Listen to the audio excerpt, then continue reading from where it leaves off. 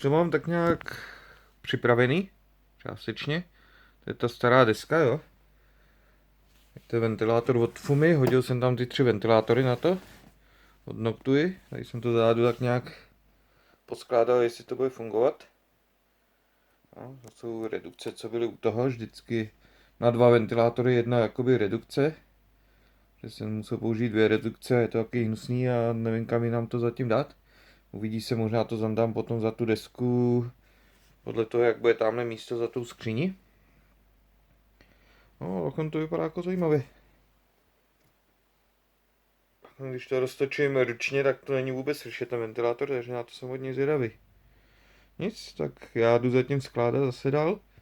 Tady tu starou potvoru a pak až to budu mít tak nějak doskládaný, tak se znovu ozvu.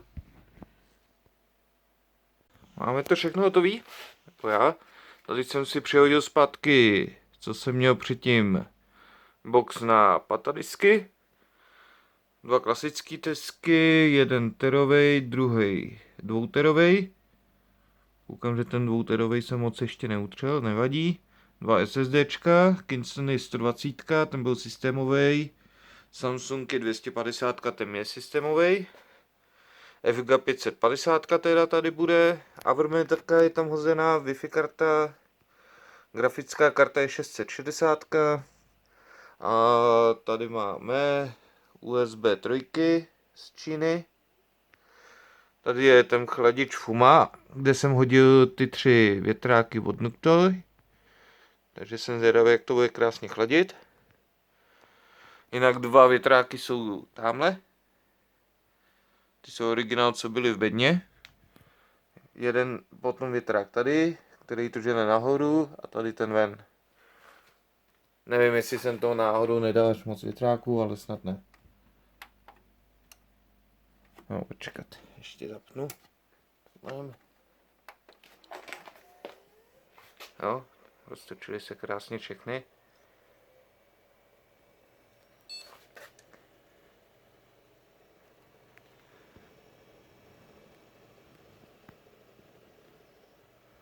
Myslím, že tohle bude v pohodě, že to vypadá, že je to všechno funkční.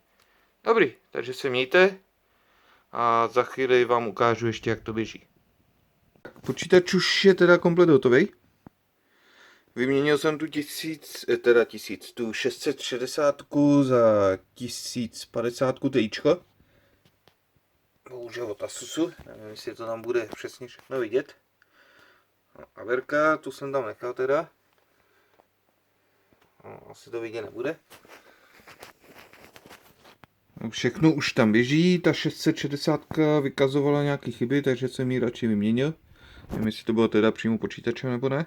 A teď si ho teda vyzkoušíme, ať vidíme, jak to funguje. To má zapínání z boku.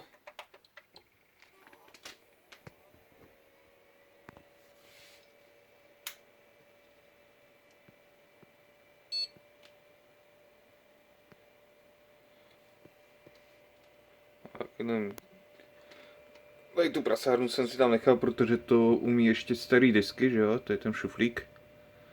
Zrovna to má červený jaký podsvícení, pochopil jsem proč. Takže už jsem dal na kartu, aby svítila červeně, plus audio svítí zádu na desce červeně na téhle základní desce. Tady je vidět chladič původně z tohohle, nebo ventilátor. To jsem jeden je nahoře a z bedny jsou hozený tady vepředu 2. Přemýšlím, že bych je ještě potom někdy časem vyměnil tady za tyhle Noctui, protože ty jsou fakt, jakoby řekl, celkem hodně potichu oproti. Hlavně tady ten z těch výroby mi přijdou celkem dost zručný. No, je to možná slyšet i teďkon.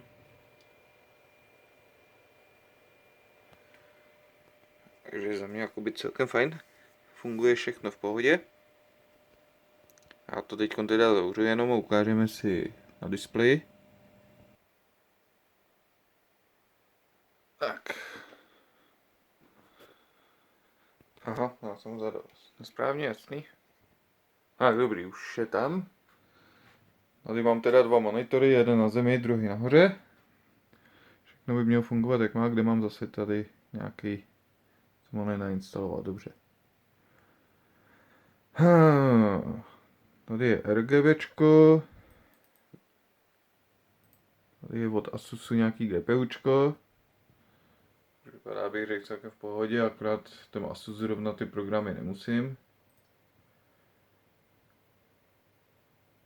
Taková jedna z mála věcí, kterou nemám zrovna moc rád. 1050, tohle to všechno funguje. Vlastnosti. Je tam furt 32 GB RAM teda, to jsem nechal z původního počítače. Jako fakt běží všechno, jak má. Jsem s ním celkem spokojený. No to, co to umí, druhý monitor taky funguje, jak má. Zásilky poslední 2 měsíce pomalu nechodí, takže jsem taky spokojený. A ještě bych mohl něco stáhnout. Tady mám teda disky. Mám tam hozený to staré SSDčko, to je Samsung 850, mám za to něco takového. Tady ten Piriform, ten mám celkem rád, i když mě sere, že už ho neupgradeujou. Takže už je přes rok nebo jak dlouho ve stejné verzi, což je škoda.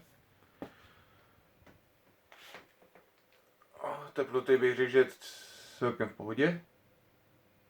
V lidovém stavu. To samé tady, když se podíváme. A můžu říct, že i některé hry se na to nechá jako v pohodě hrát. Sice už na horším rozlišení některé ty hry, ale dá se, že jo. Takže já jsem jako spokojený, druhý počítač podle mýho vyhovující na propojení s hlavním třeba počítačem a tak dále. Jinak to hučení v tom počítači asi nejvíc dělá větráček od toho šuflíku na ty disky, protože tam je takový miniaturní větráček a ne moc dobře úplně funguje. Dobrý, takže tohle je ke starému počítači všechno. Mějte se fajn a zatím. Čau čau.